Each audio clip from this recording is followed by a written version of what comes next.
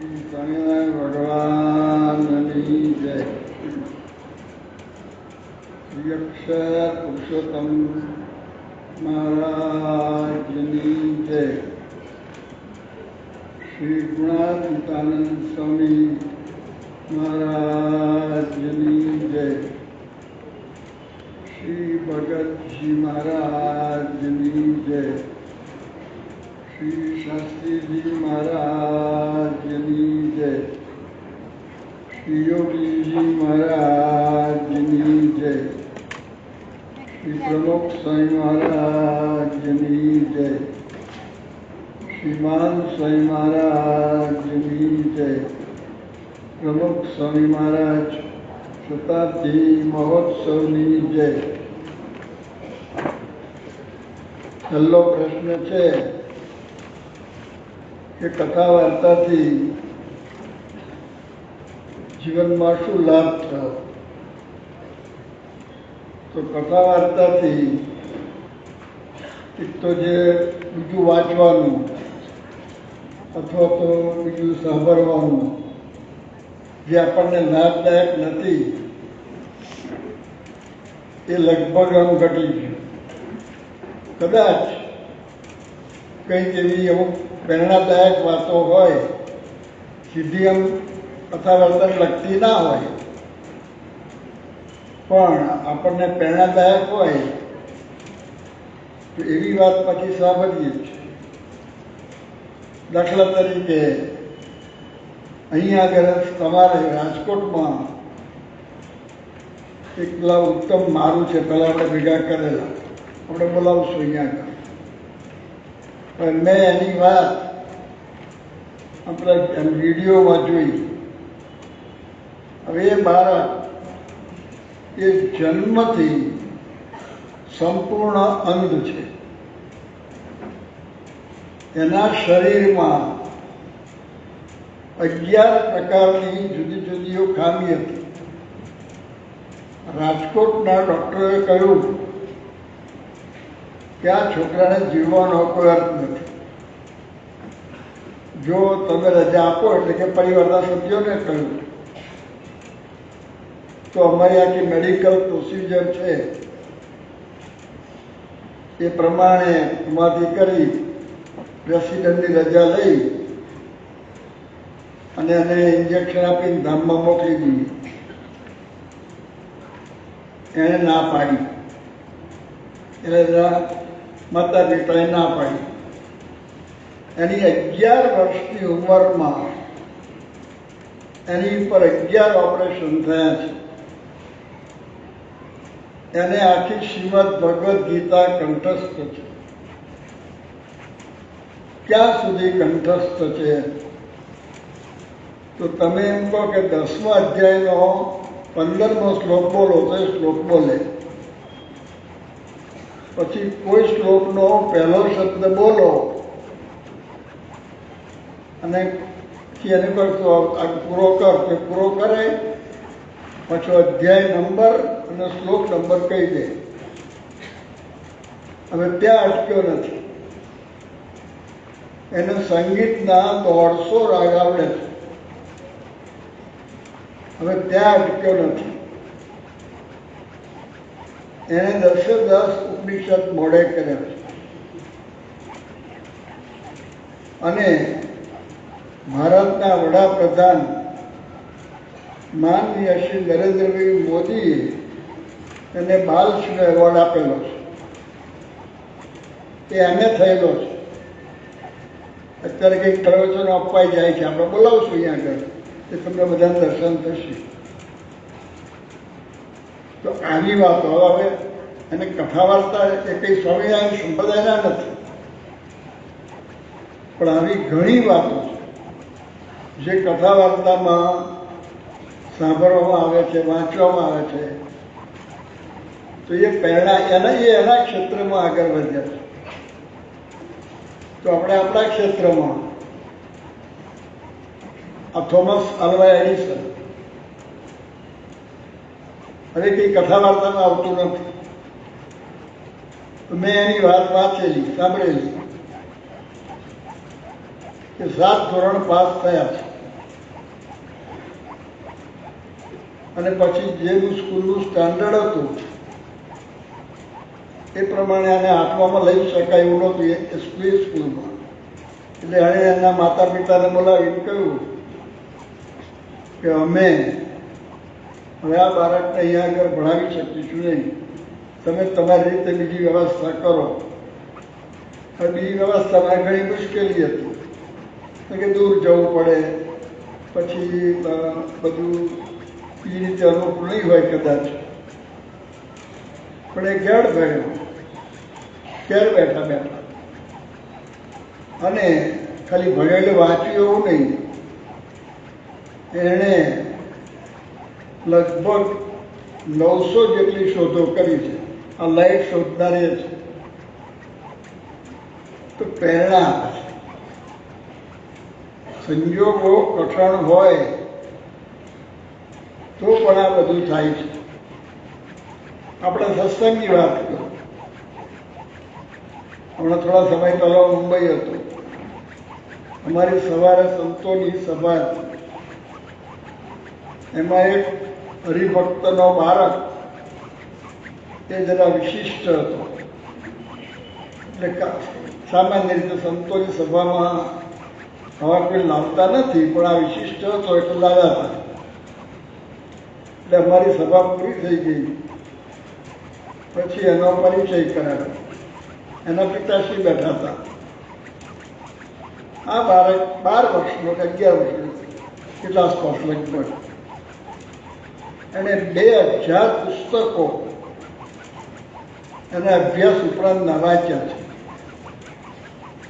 કે કંઈ ઘરમાં લાઇબ્રેરી રાખી નથી, એ તો લાઇબ્રેરીથી લાવતો છે. પછી પેલા કાગળમાંથી રમકડા બનાવે છે. એને લગભગ 45 જેટલા રમકડા બનાવતા આવડે છે. અમારી હાજરી 2-3 બનાવ્યા કાગળ અંતરમાં વારીને. એટલે કહેવાની વાત શું છે કે આવી જુદી જુદી બધી વાતો સાંભળીએ. કેટલીક વાર એવું વાંચીએ, કોઈ આપી જાય તો હું કહી રાખું અમુક હરિભક્તોને કે આવું કંઈ વિશિષ્ટ હોય તો મને આપો. પછી ખાસ સૂચના આપો કે આગળ તો જે લખાણ હોય વિશિષ્ટ હોય, પણ પાછળ કોઈ બહેનનું ચિત્ર હોય તેની પર તમારે સ્ટીકર ચોંટાડી દઉં. પછી અમારી મર્યાદા છે. પણ કહેવાની વાત શું છે કે આ બધું તો આ થઈ શકે છે. સ્વામિનારાયણ ભગવાને આ કથા વાર્તાનો કેટલો મહિમા કહેલો છે. આખા બધા વચનામૃતમાંથી આપણે આ શબ્દો કાઢીએ તો એમાંથી આપણને સમજાય છે કે આ કથા વાર્તા એ કેટલી મહત્વની છે. શાસ્ત્રી મહારાજને મેં દર્શન કરેલા છે, એમની કથા સાંભળી નથી. કારણ કે હું એટલો બધો સત્સંગ નહોતો, પણ એમનો કથા વાર્તાનો ઈશક એના પ્રસંગો મને સાંભળવા મળેલા છે. તો આ નિર્ગુણદાસ સ્વામી શાસ્ત્રી મહારાજના સમયમાં હતા. તો શાસ્ત્રીજી મહારાજે નિર્ગુણદાસ સ્વામી ત્યાં વખતે એક યુવકમાં હતા કે કદાચ જૂના મંદિરમાં પાર્ષદમાં હતા, જરા મને બહુ અત્યારે યાદ નથી. પણ એમને શરમ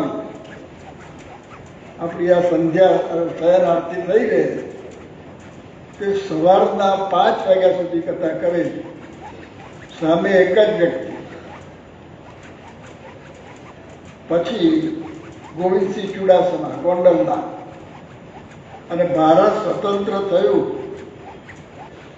પછી એ કલેક્ટર ડેપ્યુટી કલેક્ટર તરીકે આવેલા. અને શાસ્ત્રીજી મહારાજને આ ગઢડાની આપણે જે ટેકરાબાર મંદિર છે એનો સંકલ્પ હતો કે આપણે અહીં મંદિર કરવું છે. અને ડેપ્યુટી કલેક્ટર તરીકે આ ગોવિંદસિંહ ચુડાસમા આવેલા. એ સ્વામિનારાયણના જૂના મંદિરના સત્સંગ અક્ષર પુરુષોત્તમનો સિદ્ધાંતના આસન છે. એટલે શાસ્ત્રી મહારાજે હવે પ્રશ્ન ઉત્તર કર્યા છે. 5 કલાક સુધી એક જ વ્યક્તિને શાસ્ત્રીજી મહારાજે અક્ષર પુરુષોત્તમની વાત કરેલી. આવી જ એક વાત વડતાલ મંદિરના એક ટ્રસ્ટી એને શાસ્ત્રી મહારાજે અક્ષર પુરુષોત્તમના સિદ્ધાંતની વાત એકલાને જ 5 જણને કરેલી, 5 કલાક કરેલી. એટલે આવી મોટા પુરુષની વાતો મેં તો કંઈ શાસ્ત્રી મહારાજની રીતે કથા વાર્તા કરતા જોયા નથી, પણ આ રીતે છે. જોગીજી મહારાજ કથા વાર્તાનો અત્યંત આગ્રહ. એમને પત્ર લેખન કરવાનું હોય, ભલે મુંબઈ અમે રહેતા, તો મુંબઈ બપોરે 4 વાગે, અરે બાપ સાંજે કોઈ આવે નહીં, તો કોક પેડ્યા ખેડ્યા આવે તો સ્વામી પત્ર લખે, પણ એક સાધુની પાસે બેસાડ રાખે. ફરાફરતી આવે, આવતા જાય સંતો પાસે, આ વખત આવે, બીજે કોઈ બીજા હોય. અને કહી રાખેલું કે કોઈ પણ હરિભક્ત આવે દર્શન કરે તમારે વાત કરવાય.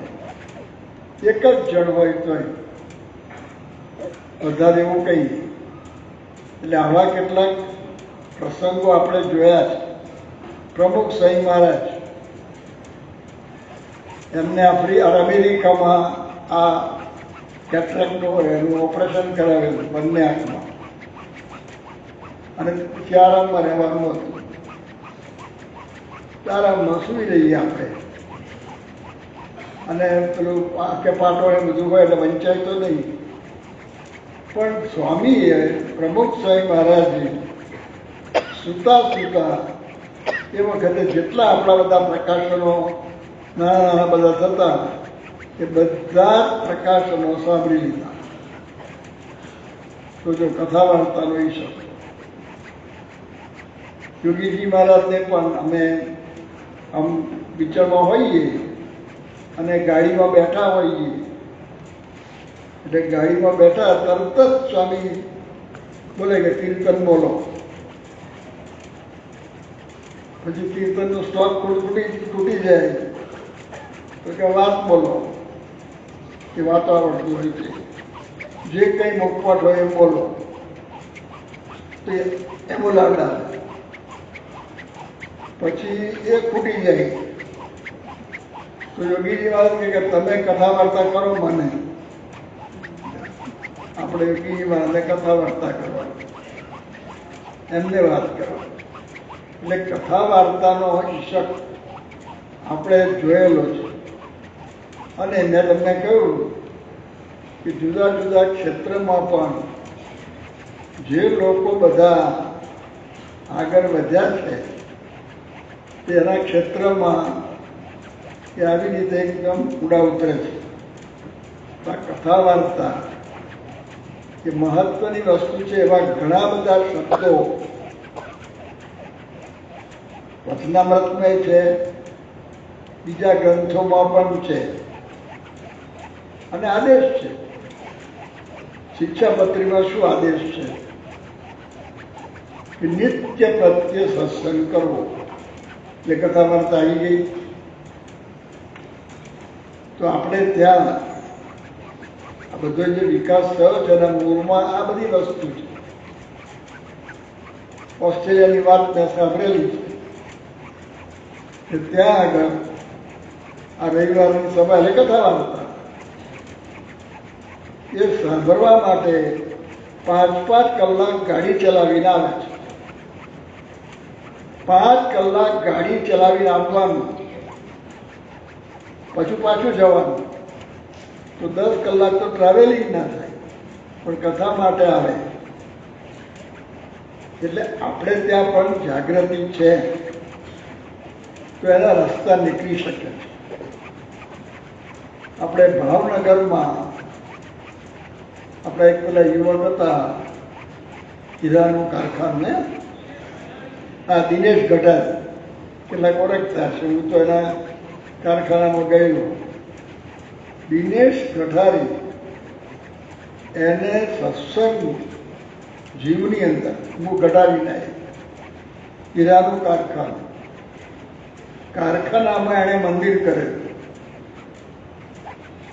અને આપણે હરિમંદિર હોય એ જ રીતે આખો સવારથી સાંજ સુધીનો પ્રોસીજર.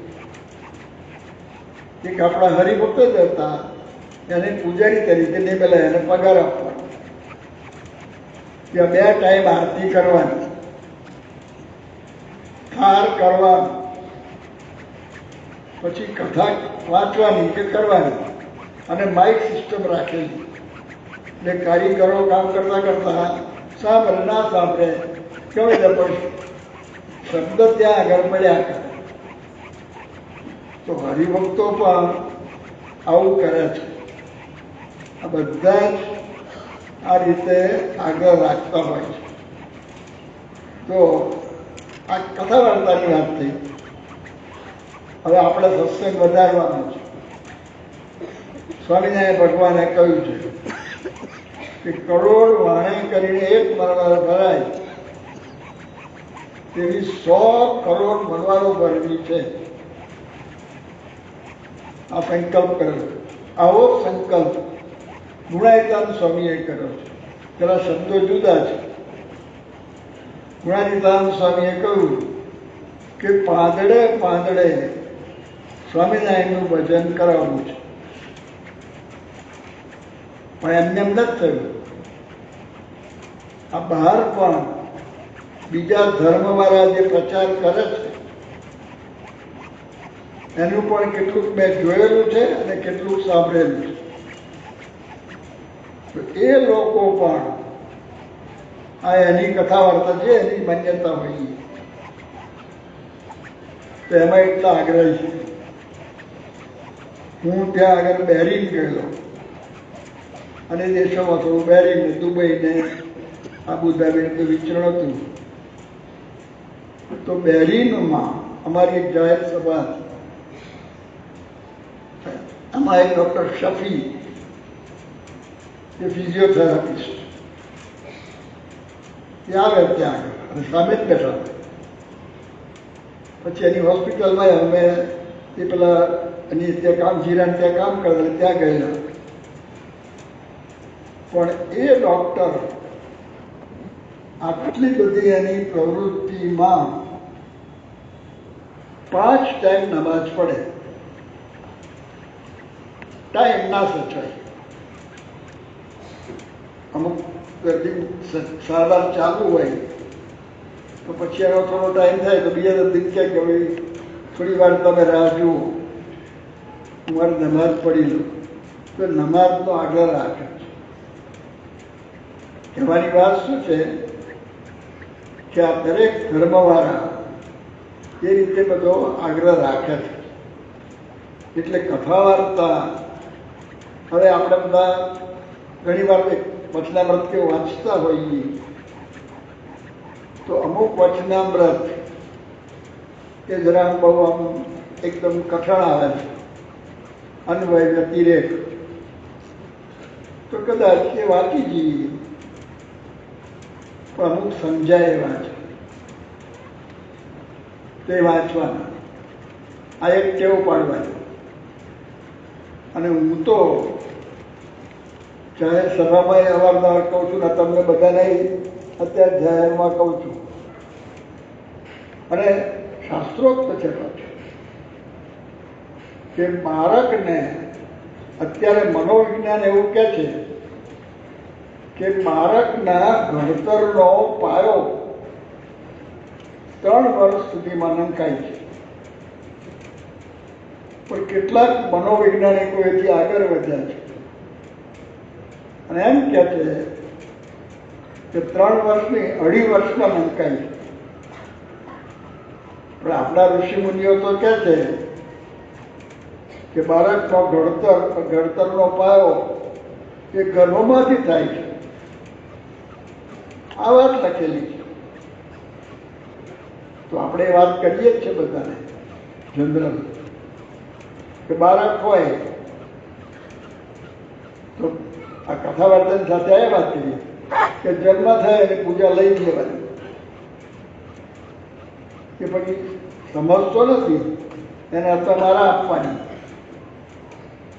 એને સ્વામિનારાયણ ભગવાનને એમ ફોટો હોય દર્શન કરાવવાના અને બોલવાનું શ્રી સહજાનંદ સ્વામી મહારાજ સર્વોપરી ભગવાન છે, એ કથા થઈ એ તમે ના કરી શકો.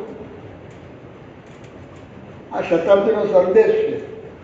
હવે બાળકને ખબર જ નથી શતાબ્દી શું છે, પણ એ સંસ્કાર પડી ગયા, બધા જ લાગે. એ એના પરિણામ અમુક વર્ષો પછી દેખાવાના. દરેક જણા આવો બધો આગ્રહ રાખે છે. આ ખ્રિસ્તી લોકો એના ગ્રંથના પ્રચાર માટે કેટલા બધા આગ્રહી છે. દુનિયાની ભાગ્ય એવી કોઈ ભાષા છે જેમાં બાઇબલનું ભાષાંતર નહીં થયું હોય.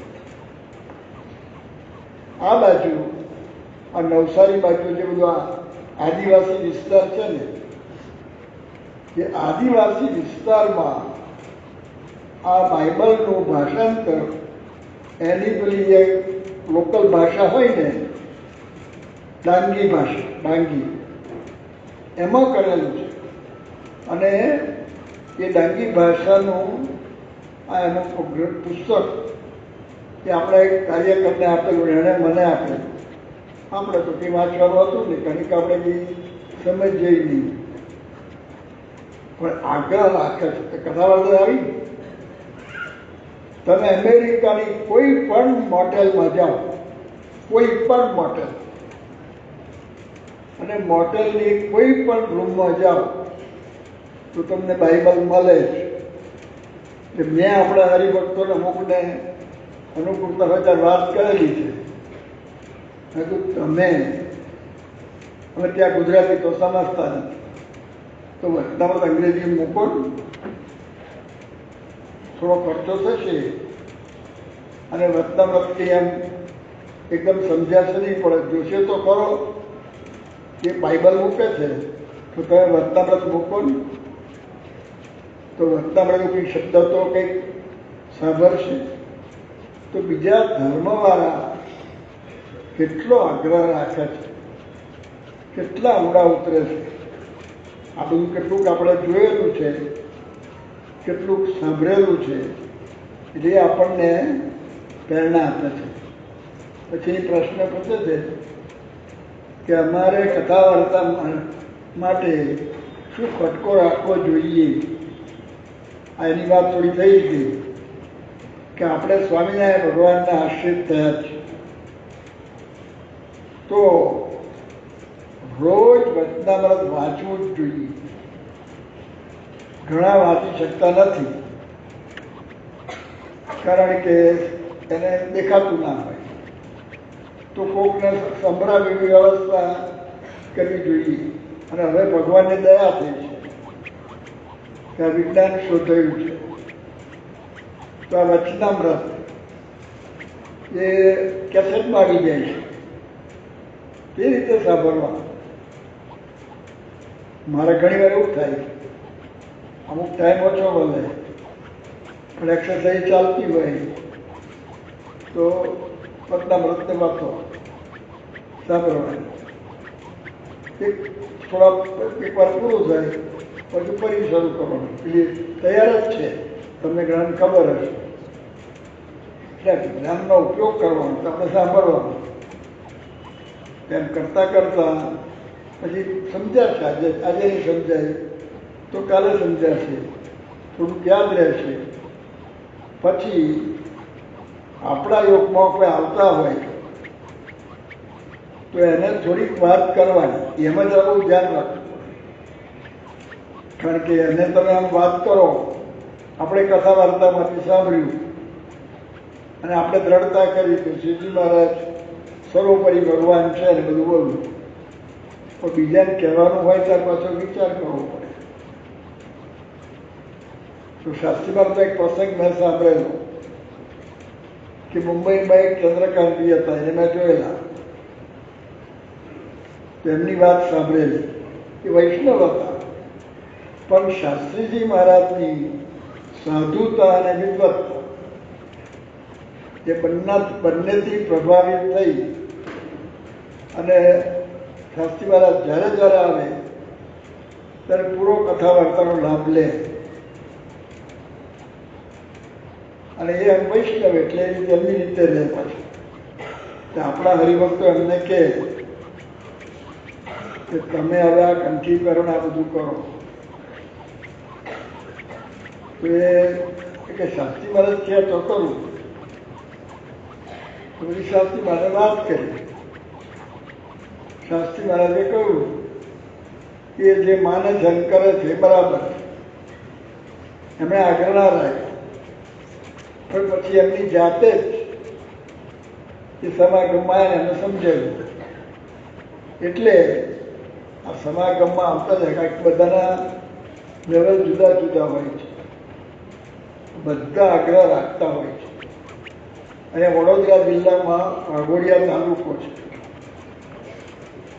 તો હું રવિવારે ત્યાં હતો ને પછી મારા ઉતારેથી મંદિરે જતો હતો. તો બે નાના બાળકો 8 વર્ષના 10 વર્ષના એ બધા બોમ્બેની લાઈનમાં આમ જતા હતા. અને હાથમાં પેલી ચોપડી જેવું હતું. તો શું છે ચોપડી છે ને છે ક્યાં બધા જાય છે?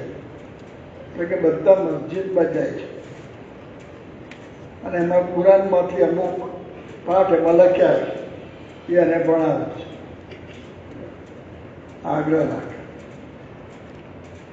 કેટલુંક આવું જોયેલું છે, આવું સાંભળેલું છે, એ બધું પછી આપણે કરવાનું. વ્યવસ્થાની દ્રષ્ટિએ આપણે કહીએ કે ભાઈ આ મંડળ સંચાલક છે, આ બધું છે,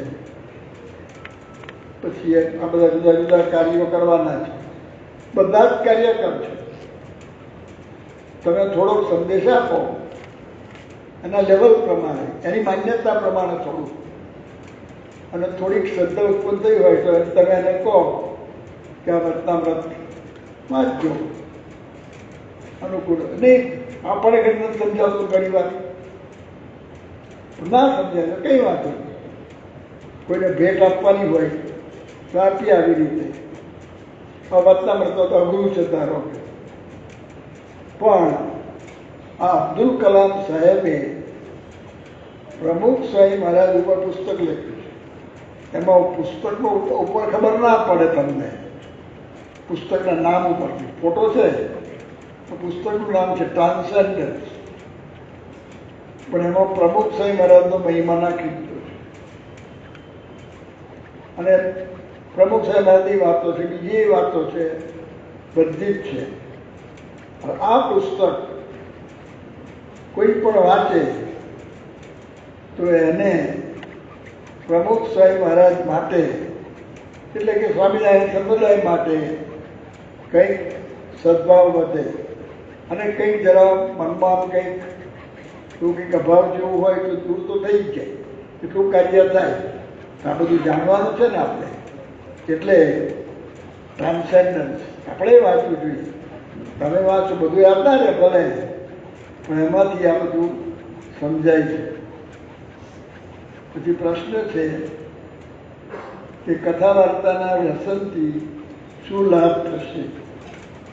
જો એનું વ્યસન પડશે તો આ બીજા બધા જે સાધનોથી આપણા મગજમાં જે કચરો પેસે છે એનો ટાઈમ જ નહીં રહે. એટલે એ કચરો નહીં પેસે, કચરો બહુ પેસી જશે. એટલે ધ્યાન રાખવાનું છે. પછી કથા વાર્તાનું આ ન રુચિ ટેવ ના હોય તો શું ખોટ નુકસાન જાય? આખું જીવન ડોરાઈ જાય. બધો કચરો, પછી ગપ્પા મારવાના, પછી બિનજોડી વાતો કરવાની, કશું એમને કઈ એમને ચલા જ કરે. બધું એવું થઈ જાય. છાપાની ચર્ચા કરવાની, જેમાં આપણે મારા જરૂર પૂરતી હોય એ બરાબર છે, તમારા વ્યવસાયને લગતી બધી જાણવાની છે જરૂરિયાત છે. એકવાર હું સુરતમાં હતો અને મારી સામે જ એક વડીલ બેઠેલા, લગભગ 70 વર્ષ કદાચ તેથી વધારે હશે, અને પાછા મંદિરમાં આ જીવન સેવક તરીકે સેવામાં હતા અને પૈસો લે નહીં. એટલે મને આનંદ થયેલો.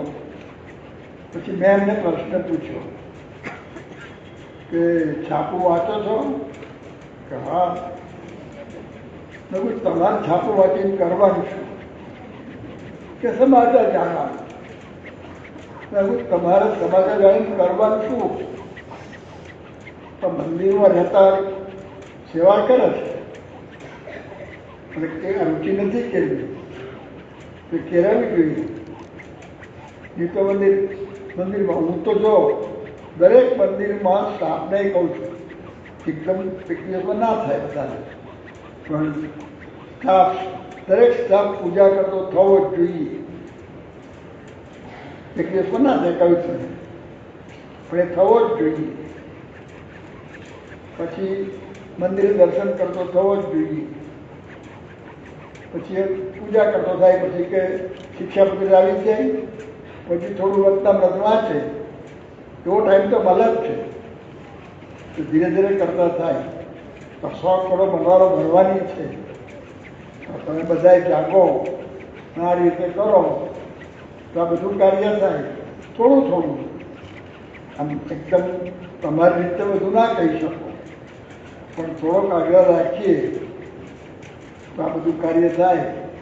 એટલે દરેકે પોતાનું કામ બગાડીને નહીં, પણ સહેજે સહેજે જે બધા આવી રીતે યુગમાં આવતા હોય તો એને આ થોડીક આવી વાતો આ બધી કહેતા રહે. આ હું ધારો કે આ સત્સંગના યુગમાં આવ્યો, હું અમારા મેટ્રિક હતું તે વખતે, મતલબ કેવું કહેવાય છે તે, તો મને આ પૃથ્વી પર ગીતા જેવું પુસ્તક છે જ ખબર નહીં. અમારે એક પ્રાર્થના બોલાવતા, પણ પ્રાર્થનાના મહિમાનું એક વાક્ય ચાલુ નથી. એક પાઠ આવતો હતો, કેટલી ખબર, કોઈ વાત જ કરી નથી. તો શિક્ષકે એટલું કહેવું જોઈએ ને. અત્યારે કહું છું બધા આપણા શિક્ષકો ભેગા થાય ત્યારે તો થોડી વાત તમારે નાખી, ત્યાં તમે એક સાંપ્રદાયિક વાત ના નાખી. કારણ કે બધા જ વિદ્યાર્થીઓ બેઠા, પણ કે ધર્મ ગ્રંથ વાંચું, તો મુસ્લિમ છોકરા બેઠા છે કે તમારું કુરાન વાંચો, હિન્દુ કે તમે ગીતા વાંચો, સ્વામિનારાયણના હોય છે કે વર્તામૃત વાંચો. આ બધો આગ્રહ રાખો તો થોડું થોડું એમાં થશે. તો બધાએ થોડું થોડું પોતાના, અને એમાં ભૂલ પણ થવાની. આપણે કંઈ કાર્ય કરીએ તો ભૂલ ન થાય એવું પણ નથી, પણ આવો આગ્રહ રાખવાનો. સમયની તમારી અનુકૂળતા, સામર્થ્ય વ્યક્તિના સમયની અનુકૂળતા, આપણા સમયની અનુકૂળતા, પણ આ રીતે આ ધર્મ ગ્રંથ સાથે જોડાવું. આ કથા વાર્તા છે એનો પાયો કયો છે? સત્સંગનો. એટલે એ રીતે બધા આગ્રહ રાખજો.